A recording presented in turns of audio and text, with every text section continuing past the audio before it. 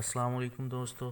शाम कहानी में आपको खुश आमदीद कहते हैं। आपसे गुजारिश है कि हमारे चैनल को सब्सक्राइब जरूर करें और साथ में घंटी के बटन को भी ज़रूर दबा दें ताकि हमारी आने वाली नई मज़ेदार कहानियाँ आप तक आसानी से पहुँचती रहें। शुक्रिया। पंडित लाला राम काशी के पंडितों का एक नहायत मशहूर घराना था। अतराफ़ हिंद के सैकड़ों यात्री हर वक्त इसके मेहमान खाने में भरे रहते थे। जायदाद भी अच्छी खासी थी। बरादरी के लोग भी एतमाद की नज़र से देखते थे। कमोबेश सारे बनारस के लोग पंडित जी को जानते थे। शोहरत की वजह यह थी कि हजार तमन्नाओं के बाद अधेड़ उम्र में इसके यहाँ एक बच्ची पैदा हुई थी। बच्ची क्या थी, जमालो ज़ेबाई की मूरत थी। माँ की ममता और बाप की शफकत कहाँ नहीं होती। लेकिन इस घर का किस्सा बड़ा अजीबो गरीब हो गया था। सुबह उठकर जब तक माँ बाप अपनी बच्ची का मुंह नहीं देख लेते थे, किसी चीज़ को देखना हराम समझते थे। बच्ची ने जैसे ही शऊर की मंजिल में कदम रखा, इसकी तालीम और तरबियत के लिए कई कई अतालीक मुकर्रर कर दिए गए। कामतो रुख की दिलकशी के साथ साथ अक्ल व जहानत भी इसे गजब की मिली थी। 14 बरस की उम्र तक पहुँचते पहुँचते वो इल्म व हुनर में यकताए रोजगार हो गई। हुस्न शोहरत के साथ साथ अब इसके इल्म कमाल की चांदनी दूर दूर तक फैल गई थी। सुबह के तड़के जब वो गंगा स्नान करने के लिए निकलती थी तो राह में सैकड़ों परवाने अपनी आंखें बिछाए खड़े रहते थे। हया और पारसाई की वो एक मुजस्मा थी। घर से निकलते वक्त पलकों की जो जिलमिन गिरती थी वो घर ही वापस आकर ऊपर उठती थी। घाट या रास्ते पर कभी नजर उठाकर उसने किसी को नहीं देखा था। साल में एक बार वो हनुमान मंदिर में पूजा के लिए जाती थी। यही वजह थी कि पूजा के मौके पर वहां तिल रखने की जगह नहीं रहती थी। दूर दूर से नादीदा उशाक इसके खराम में नाज का महशर देखने के लिए मंदिर के आस पास पुजारी के बेस में वहां जमा हो जाते थे। मिथरा, अजूदिया और हिंदू धर्म के तमाम बड़े बड़े शहरों से पैगाम निकाह का तांता बंधा रहता था। लेकिन माँ नहीं चाहती थी कि इसकी लाडली बेटी एक लम्हे के लिए भी इसकी पलकों की छांव से ओझल हो। वो कोई ऐसा बर तलाश करती थी जो सारी खूबियों से आरास्ता होने के साथ साथ घर दामाद बनने के लिए भी तैयार हो। इसलिए जितने भी रिश्ते आते थे इन्हें मुस्तरद कर दिया जाता था। माँ बाप प्यार से अपनी बेटी को शकुंतला कहते थे। बड़े होने पर यही नाम सबकी जुबान पर जारी हो गया। अब शकुंतला का नाम घर ही के लोगों की जुबान पर नहीं था। दूर दूर तक शकुंतला के नाम की शोहरत पहुंच गई थी। ठीक इन्हीं दिनों में हजरत औरंगजेब की हुकूमत की तरफ से इब्राहिम खान नामी एक शख्स बनारस का कोतवाल मुकर्रर होकर आया था। अभी इसे आए हुए चंद ही रोज हुए थे कि सारे बनारस में इसके खिलाफ दहशत फैल गई थी। कहते हैं कि वो एक नहायत जालिम और अय्याश शख्स था। इतने दबदबे से रहता था कि कोई इसके खिलाफ पर नहीं मार सकता था। इसकी होलनाक निगाहों की जद से किसी नौशगुफ्ता कली का बच निकलना बहुत मुश्किल था। इसके जासूस गली गली चिलमिनों के पीछे महकती हुई जुल्फों का सुराग लगाते फिरते। एक दिन जासूसों ने फातिहाना अंदाज में कोतवाल को यह इतलाए बहम पहुंचाई, हुजूर नाहक परेशान हैं। अपने वक्त का सबसे चमकता हुआ हीरा तो इसी बनारस में मौजूद है। लोग कहते हैं कि पंडित लाला राम की बेटी शकुंतला इस कंवल का फूल है जो सारी झील में एक ही खिलता है। शहर का बहुत बड़ा हिस्सा इसके गालो रुख का असीर हो चुका है। सुबह से शाम तक न जाने कितने घायल इसकी गली का चक्कर काटते हैं और इस दीवार से अपनी आंखें सेक कर चले आते हैं। वो चलती है तो कदमों की आहट से क़यामत जाग उठती है। उसकी खुमार आलूद आंखों में जैसे मैखाना तैरता रहता है। कभी वो अपनी जुल्फें बखेर देती है तो हर तरफ काली घटाओं का मौसम उमड़ने लगता है। उसका एक तबस्सुम न जाने कितने नासूरों का इलाज है। उसके रो पहले बदन की रंगत इतनी निखरी हुई है जैसे किसी ने चांदनी का गाजा मल दिया हो। ये सुनकर कोतवाल के मुंह में पानी आ गया। हिस्सो हवस का शैतान उसकी आंखों में नाचने लगा। उसकी फितरत की दरिंदगी अब बरहिना होती जा रही थी। एक बदमस्त शराबी की तरह बहते हुए अंदाज में कहा, تم اس کے گھر کا صحیح پتہ معلوم کر کے آؤ، اور یہ بھی خبر لے کے آؤ کہ وہ اپنے گھر سے باہر کب نکلتی ہے۔ دوسرے دن جاسوسوں نے ساری تفصیلات معلوم کر کے کوتوال کو یہ اطلاع دی، کاشی کے فلاں محلے میں بالکل لبے دریا اس کا گھر ہے۔ بالکل صبح سویرے وہ گنگا اشنان کرنے کے لیے اپنے گھر سے باہر نکلتی ہے۔ رات اور دن میں اس کے گھر سے نکلنے کا بس یہی وقت ہے۔ آج کئی دن سے پنڈت لالہ رام کا چہرہ اترا ہوا تھا، آنکھوں کی نیند بھی اڑ گئی تھی، کھانا پینا بھی چھوٹ گیا تھا۔ بیوی الگ پریشان تھی، شکنتلا الگ متفکر تھی۔ صحیح وجہ کسی کو نہ بتاتے تھے، بہت پوچھنے پر بس یہ کہہ کر خاموش ہو جاتے تھے کہ طبیعت اچھی نہیں ہے۔ بیماری کی علامات بھی کہیں سے ظاہر نہیں ہوتی تھیں کہ یہ بہانہ چھپ سکے۔ بالآخر ایک دن ماں بیٹی دونوں باضد ہو گئیں کہ آپ اپنی پریشانیوں کی صحیح وجہ بتائیے، کس نے آپ کو کیا کہا ہے، کس فکر میں آپ شب و روز غلطاں رہتے ہیں۔ بہت دیر تک تو پنڈت نے ضبط کرنے کی کوشش کی، جب غم کا دباؤ قابو سے باہر ہو گیا تو پھوٹ پھوٹ کر رونے لگا۔ ماں بیٹی بھی اپنے تئیں ضبط نہ کر سکیں، بے اختیار ان کی آنکھوں سے بھی آنسو جاری ہو گئے۔ بڑی مشکل سے پنڈت نے اپنے دل پر قابو حاصل کیا اور طبیعت تھم جانے کے بعد اصل واقعہ بیان کرنا شروع کیا۔ یہاں کے کوتوال کے متعلق ہوس پرستی اور عیاش مزاجی کی جو داستانیں شہر میں مشہور ہیں وہ تم جانتی ہو۔ اب بہو بیٹی کی آبرو اس کے حرص و آز کی درندگی سے محفوظ نہیں رہ گئی۔ جب تک وہ افت و عصمت کا کوئی تازہ خون نہیں کر لیتا، اس کی رات چین سے نہیں کٹتی۔ آج تک ہمارے بنارس میں کوئی ایسا بد نیت، شکی القلب اور بدمست فرما روا نہیں آیا۔ آہ کتنی مظلوم روحیں آج اس کے زخموں کی ٹھیس سے بے چین ہیں، کسی کو کیا معلوم۔ ابھی یہیں تک بات پہنچی تھی کہ وہ پھر پھوٹ پڑا اور پھر روتے روتے اس کی ہچکیاں بند گئیں۔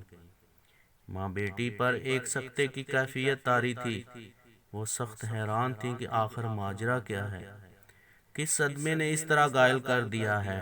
تھوڑی دیر بعد جب کچھ سکون ہوا تو پھر اس نے سلسلہ بیان کا آغاز کیا۔ آج چھٹا دن ہے کہ اس کے دو سپاہی بنگلے پر آئے تھے۔ انہوں نے اطلاع دی کہ کوتوال صاحب نے آپ کو بلایا ہے۔ یہ خبر پا کر میرا کلیجہ سوکھ گیا، اس لیے کہ اس سنگ دل کی سرشت سے واقف ہوں۔ بہرحال اس کی حکومت ہے، چاروں ناچار مجھے جانا پڑا۔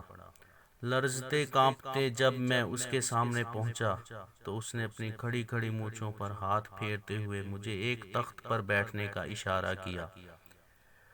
اس کے سپاہی جٹ پٹ گئے تو اس نے مجھے مخاطب کرتے ہوئے کہا، مجھے خبر ہے کہ شکنتلا نام کی تمہاری بیٹی ہے، وہ عمر کے اس حصے میں داخل ہو گئی ہے کہ کسی کے گھر کی زینت بنے۔ میں تمہیں حکم دیتا ہوں کہ اس کی ڈولی سجا کر میرے دروازے پر پہنچا دو۔ پنڈت نے سلسلہ بیان جاری رکھتے ہوئے کہا۔ اس کی یہ بات سن کر میں بے اختیار رونے لگا۔ بار بار مجھے اپنے خاندان کا ناموس یاد آ رہا تھا۔ بار بار میں سوچتا تھا کہ آبرو سب سے زیادہ قیمتی چیز ہوتی ہے، اس کے لٹ جانے کے بعد اب میرے پاس رہ کیا جائے گا۔ روتے روتے میرا برا حال ہو گیا، مگر اس ظالم کو ذرا ترس نہ آیا۔ مجھے اسی حالت اضطراب میں وہ چھوڑ کر اٹھا اور کہتا ہوا چلا گیا، ایک ہفتے کی مہلت تمہیں دیتا ہوں، اگر اس مدت میں شکنتلا کی ڈولی میرے دروازے پر نہیں لگی تو یاد رکھنا میں اپنے سپاہی بھیج کر اسے اپنے ہاں اٹھوا منگواؤں گا۔ کان کھول کر سن لو کہ بنارس کے سب سے بڑے حکمراں کی زبان کے الفاظ ہیں، کمان سے نکلا ہوا تیر واپس لوٹ سکتا ہے مگر میری زبان کے یہ الفاظ واپس نہیں لوٹ سکتے۔ کہانی کے آخری حصے میں پہنچتے پہنچتے پنڈت کا حال قابو سے باہر ہو گیا۔ اب اس کی گریہ و ماتم میں ماں بیٹی بھی پوری طرح شریک ہو گئی۔ عورت کا دل یوں ہی نازک ہوتا ہے، اور وہ بھی ماں کی ممتا۔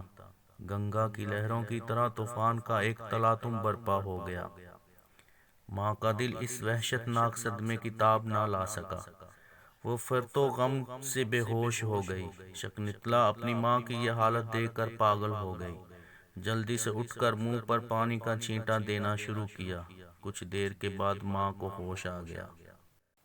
پنڈت کے آنکھوں کے آنسو ابھی جذب نہیں ہوئے تھے کہ اس نے پھر بھرائی ہوئی آواز میں کہا، ایک دن کی مہلت باقی رہ گئی ہے، جتنا رونا ہے رو لو۔ کل اس کے سپاہی آ کر ہماری بیٹی شکنتلا کو ہمیشہ کے لیے ہم سے چھین لے جائیں گے۔ کل ہمارے گھر سے شکنتلا کی ارتھی اٹھے گی، ہماری آرزوؤں کا چمن تاراج ہو جائے گا۔ کیوں نہ ہم کل سورج طلوع ہونے سے پہلے گنگا کی لہروں میں ڈوب جائیں۔ یہ کہتے ہوئے عالم و وحشت میں اٹھ کر بھاگنا ہی چاہتا تھا کہ شکنتلا اس کے قدموں سے لپٹ گئی۔ باپو جی، آشا نہ توڑو، وقت سے پہلے ہمیں یتیم نہ بناؤ۔ بھگوان کی کرپا ہوگی تو یہ گرہ کٹ جائے گی، اور مان لو اگر وہی وقت آ گیا تو ہم سب کے سب ایک ساتھ ہی گنگا کے چرنوں میں اپنا شرن بنائیں گے۔ بیٹی نے اصرار کے بعد اپنے باپ کو خودکشی سے روک دیا۔ اس کے بعد بٹھا کر سمجھانے لگی، باپو جی، آپ اتنا نراش نہ ہوں، تدبیر کے ہتھیار سے تلوار کی دھار بھی بیکار ہو جاتی ہے۔ آپ کل صبح کوتوال کے پاس جائیے اور اس سے کہیے کہ شکنتلا کی ڈولی سجانے کے لیے ہمیں 1 مہینے کی مہلت دے۔ آخر بیٹی کو تن کے کپڑوں پر ہم کیسے رخصت کر دیں؟ باپ ہونے کے رشتے سے آخر ہمارے بھی کچھ ارمان ہیں، زیادہ نہ صحیح تو کچھ انتظام کرنا ہی ہوگا۔ مان لو اس نے مہلت دے دی تو پھر 1 مہینے کے بعد کیا ہوگا؟ جو کام اس وقت ہمیں کرنا ہے وہ آج ہی کیوں نہ کر ڈالیں؟ بیٹے ہوئے جواب دیا، 1 مہینے میں حالات بدل جائیں گے۔ باپو جی، وہ شاخ ہی نہ رہے گی جس پر آشیانہ باندھنے کی نوبت آئے۔ بہتر ہے آپ ہم سے اس کی تفصیل نہ پوچھیے۔ دوسرے دن کوتوالی میں سپاہیوں کا دستہ تیار ہی کھڑا تھا کہ ہانپتے کانپتے پنڈت جی پہنچ گئے۔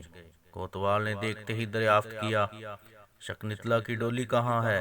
پنڈت نے لرزتے ہوئے جواب دیا، حضور، وہ تو آپ کے چرنوں میں آنے کے لیے بالکل تیار ہے، مگر ماں باپ اس کو تن کے کپڑوں پر کیسے رخصت کر دیں؟ کچھ تو اس کی ڈولی سجانے کے لیے ہمیں کرنا ہی چاہیے، اس لیے سرکار 1 مہینے کی مہلت ہمیں پروان کریں تاکہ ہمیں بھی اپنے دل کے ارمان نکالنے کا کچھ موقع مل سکے۔ یہ غیر متوقع جواب سن کر بوڑھے کوتوال کا چہرہ کھل گیا۔ اس نے خوشی کے ترنگ میں جواب دیا، ضرور تمہیں 1 مہینے کی مہلت ملے گی، لیکن اس کے بعد اب مدت میں کوئی توسیع نہیں ہو سکے گی، اس لیے جو تیاری کرنی ہے اس مدت میں کر لو، اور دیکھو اس سلسلے میں میری مدد کی بھی کوئی ضرورت ہو تو میں ہر طرح تیار ہوں۔ پنڈت یہ جواب لے کر خوشی خوشی گھر واپس لوٹا اور اپنی بیٹی کو سارا ماجرا کہہ سنایا۔ مہلت کی خبر سن کر شکنتلا کے دل میں امیدوں کے چراغ جل اٹھے۔ اسے اپنے تئیں اس مصیبت سے نجات پانے کے لیے کافی موقع مل گیا تھا۔ ویسے باپ کے دل کا بوجھ بھی کچھ ہلکا ہو گیا تھا کہ وقتی طور پر ایک بلا ٹل گئی۔ دوسرے دن شکنتلا نے اپنے باپ سے کہا، پتا جی، مغل شہزادے جس طرح کا لباس پہنتے ہیں بالکل ہو بہو اسی طرح میرے لیے بھی 2 جوڑے تیار کرا دیجیے۔ چوڑی دار پاجامہ، انگر خانما قبا، کمر میں زریں پٹکا اور کم خواب کا سفید عمامہ۔ باپ نے 1-2 روز میں شکنتلا کی یہ فرمائش پوری کر دی، لیکن باپ سخت حیران تھا کہ آخر مردوں کا پیراہن لے کر وہ کیا کرے گی۔ بیٹی نے تفصیل پوچھنے سے چونکہ منع کر دیا تھا، اس لیے اس کی زبان کچھ دریافت کرنے کے لیے کھل نہیں رہی تھی۔